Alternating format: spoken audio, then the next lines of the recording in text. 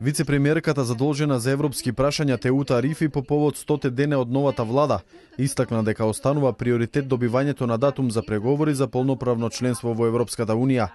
Таа истакна дека на ова поле е изготвен краткорочниот акционен план кој што опфаќа активности произлезени од препораките на Европската комисија со посебен акцент на реформите на администрацијата, судството и медиумите.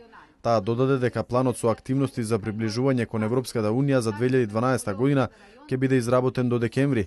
Што се однесува до ноември месец, Арифи нагласи дека во текст е лобирање кај повеќе држави и меѓународни субјекти, додавајќи дека ќе се разговара и со Грција и покрај тоа што Атина ќе има нова влада. Имаме право да ги поминеме или да побараме од европските центри да ви поддржуваат за во декември да добиеме датум за преговори. Јас веќе ги завршив моите посети во Стокхолм и во Хелсинки.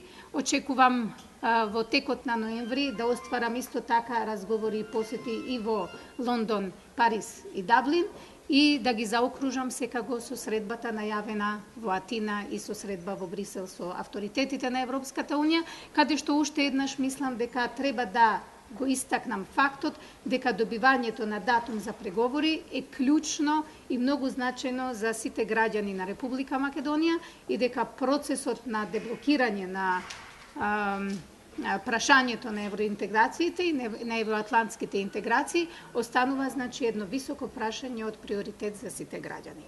Сосема е јасно дека во Грција имаме чувствителна состојба, ќе добиеме нова влада, но проблемот секако е доста стар и тоа не значи дека ние не треба да се ангажираме и да лобираме фактички да го добиеме датумот за преговори или да не останеме без ништо во декември.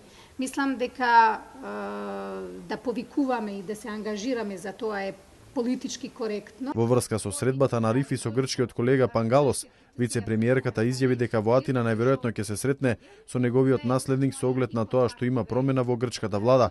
Арифи потенцираше дека активно се работи на отварање на првата компонента од ИПА фондовите, средства кои ќе се користат за јакнење на капацитетите на администрацијата.